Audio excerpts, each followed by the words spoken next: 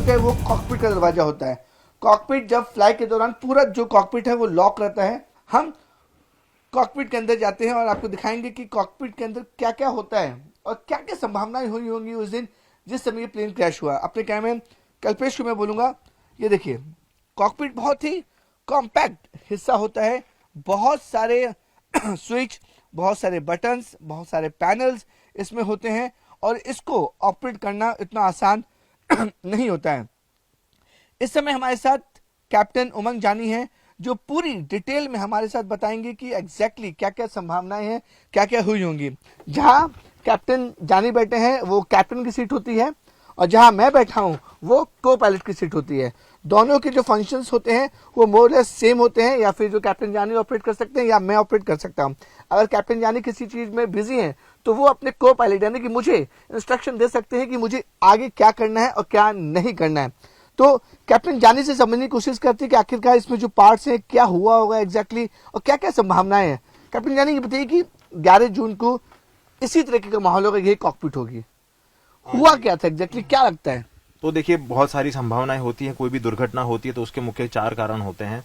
एक होता है पायलट की गलती होना, दूसरा कारण होता है कोई टेक्निकल खामी होना, तीसरा कारण हो सकता है कि वेदर खराब हो, और चौथा कारण ये हो सकता है कि उसको किसी से थ्रेट डेवलप हुआ हो, यानी किसी ने कोई कॉन्स्पिरेसी का वो जहाज हिस्सा उसका हो गया हो। तो ये अलग अलग प्रकार की संभावनाएं होती हैं और कोई भी एयरक्राफ्ट का जब क्रैश होता है तो ये सारी संभावनाओं को देखते हुए उसका जो इन्वेस्टिगेशन आगे किया जाता है। कैप्टन जानी आपसे समझना चाहेंगे कि सपोज पायलट है, आप AI-17 के पायलट हैं, आपने बैठा और ATC से कमांड आता है कि आप टेक ऑफ कर सकते हैं, तो एकदम शुरू से बताइए कि क्या क्या चीज से क्या क्या होता है और आप प्लेन उड़ाने की कोशिश कर रहे हैं और वो सिचुएशन आ जाती है 50 सेकंड बाद इमरजेंसी हो जाती है, मेडे, ये पूरा करके दिखाई कि एग्जैक्टली हुआ क्या। अभी जैसे कि रनवे जो है पूरा जो है वो अभी हम रनवे पे हैं। और हम उड़ान की तैयारी कर रहे हैं, जैसे कि हमारा टेक ऑफ होने वाला है। ठीक है। तो टेक ऑफ से पहले एक प्री टेक ऑफ चेकलिस्ट होता है जो को पायलट जो पायलट होते हैं जो वो पढ़ते हुए और सारी जैसे कि चेक करते हैं। कैसे चेक करते हैं? कैसे जैसे कि आपका जैसे कि ये अल्टीमीटर हो गया। हाँ। अल्टीमीटर में प्रेशर सेट करना होता है। हाँ। फिर फ्लैप सेटिंग करते हैं, तो फ्लैप जो होता है वो ऐसे ये फ्लैप है? हाँ जी, फ्लैप है ये। तो ये जो फ्लैप होता है वो टेक ऑफ के लिए सेट करते हैं ऐसे।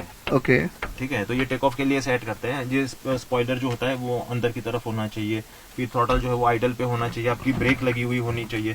सारे इंस्ट्रूमेंट्स हम चेक एंड सेट करते हैं। जो ब्रेक्स हैं वो को पायलट और कैप्टन ऑपरेट कर सकते हैं? दोनों कर सकते हैं। इवन ये जो कंट्रोल कॉलम है, कंट्रोल कॉलम भी इंटीग्रेटेड होता है। दोनों कंट्रोल कॉलम जो होता है। कैप्टन ये नहीं बताइए कि अगर आप बैठे हैं और आपको ATC ने परमिशन दिया कि you can go take off, तो पूरा प्रोसेस करके दिखाइए आप हमें। अच्छा, तो हमें टेक ऑफ करने से वो जब टेक ऑफ क्लियरेंस देते हैं तो हम उसको एक्नॉलेज करते हैं और उसको पहले ब्रेक रिलीज कर देते हैं हम। ब्रेक रिलीज जो कर देते हैं, जो ये रडर पेडल होते हैं, रडर पेडल के ऊपर की तरफ ये ब्रेक है। हाँ। हम जैसे कि ब्रेक रिलीज कर दिया हमने। ठीक है ये, और फिर ये थ्रॉटल उस वक्त आइडल पे होते हैं। Okay, idle means what layman की भाषा में? आइडल पे मतलब वो अपनी मिनिमम रफ्तार पे होते हैं। अच्छा, ठीक है जी।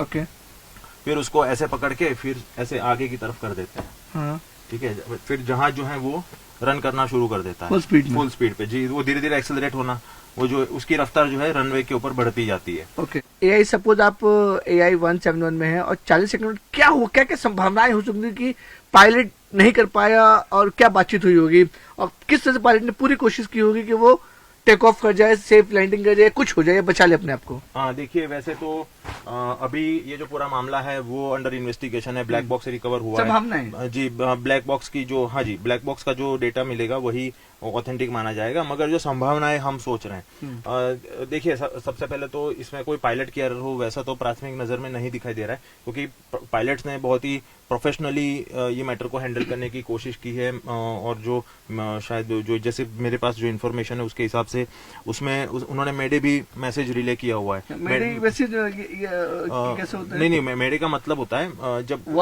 कोई इमरजेंसी आ जाती है, जहाज काबू में नहीं रहता है, जैसे कि आग लग जाती है या कोई कंट्रोल फेल हो जाते हैं। हाँ।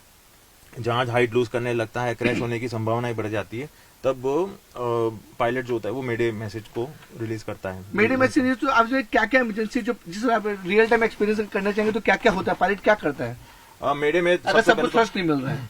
देखिए इमरजेंसी में तो अब देखिए थ्रस्ट नहीं मिल रहा है तो उसको रिकवर करने का पायलट को मौका भी मिलना चाहिए, उसको पास टाइम भी होना चाहिए। Okay. अगर सपोज थ्रस्ट सपोज कम हुआ है, जब आपके पास काफी ज्यादा ऊंचाई है और थ्रस्ट कम हुआ है, तो पायलट उसको इंजन को रीस्टार्ट करने की कोशिश करता है। रीस्टार्ट कहाँ से होता है इंजन? हाँ जी, और रीस्टार्ट यहाँ से होता है ऊपर से, यानी सारे एयरक्राफ्ट में अलग अलग इंजन स्टार्ट देख रहे हैं, राइट? यहाँ पे इंजन स्टार्ट को बटन लगा है, हाँ दो जी, हाँ जी। दो इंजन है अलग अलग। हाँ, ये जहाज में दो manual इंजन होता है, जी जी जी, Okay. ये उसका अलग अलग कंट्रोल है और Okay. उसका कंट्रोल अलग अलग होगा। उसमें देखिए आप दोनों इंजन के बीच में कोई कनेक्शन नहीं होता है, वो अच्छा, ये दोनों अलग अलग ऑपरेट हो सकते हैं। ये जो है हाँ, ये ये इंजन 1 और ये इंजन 2। Engine 1 engine 2। जी जी। ओके, तो लेकिन जो ऐसे संभावना है जितना दोनों इंजन फेल हो गए, तो ये दोनों इंजन की कैसे कुछ चांसेस हुए फेल होने के एक साथ? बहुत ही रेयर। ये अभी तक तो ऐसा कोई, जैसे हडसन रिवर में जो क्रैश हुआ था उसमें दोनों इंजन फेल कर गए थे और वो तो कॉज मालूम था, जो बर्ड हिट हुआ था, बहुत सारे जो बर्ड्स थे वो इंजन के अंदर चले गए थे, जिसकी वजह से इंजन जो वो क्रैश हो गया था। ओके, हडसन रिवर की बात कर रहा हूँ मैं, जो हडसन रिवर में जो एयरबस 320 का जो मैटर हुआ था। क्या हुआ होगा कि इस कॉकपिट में आप हैं, सपोज सौरवाल जी इसको ऑपरेट करे, क्या हुआ होगा? जहाज जो है वो धीरे धीरे बैठ जा रहा है, यानी वो लॉस ऑफ थ्रस्ट भी हो सकता है।